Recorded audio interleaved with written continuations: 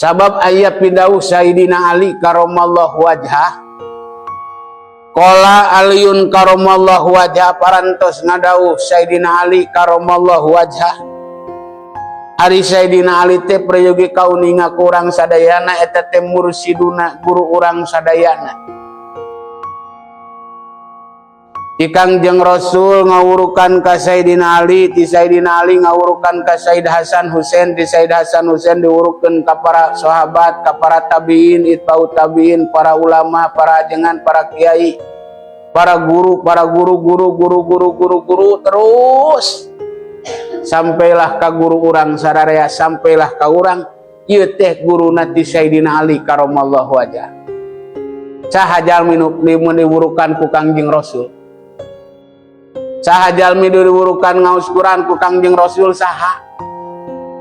Saha jalmi diwurukan ku Kangjeng Rasul saha nu pangcaketna ka Kangjeng Rasul? Sayyidina Ali karamallahu wajhah.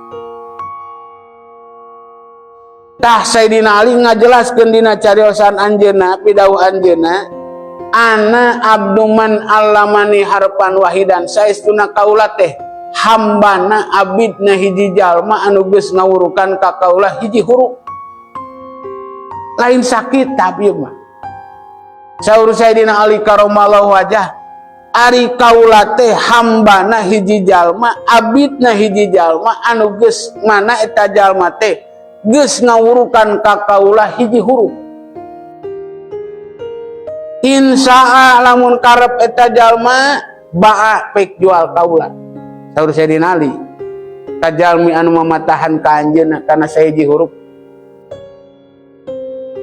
Wa insya'a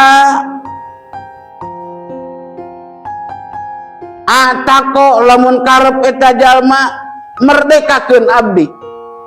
Kumaha kahayongna eta jalma nu ngawurukan we? Lamun karep eta jalma ngamerdekakeun maka abdi dimerdekakeun.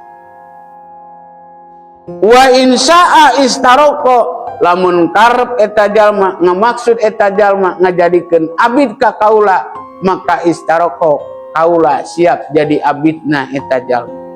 Ieu bakat ning naon ku hidmah-hidmahna Sayyidina Ali karamallahu wajhah ka jalmi anu geus ngawurukan ka anjeunna kana hiji huruf.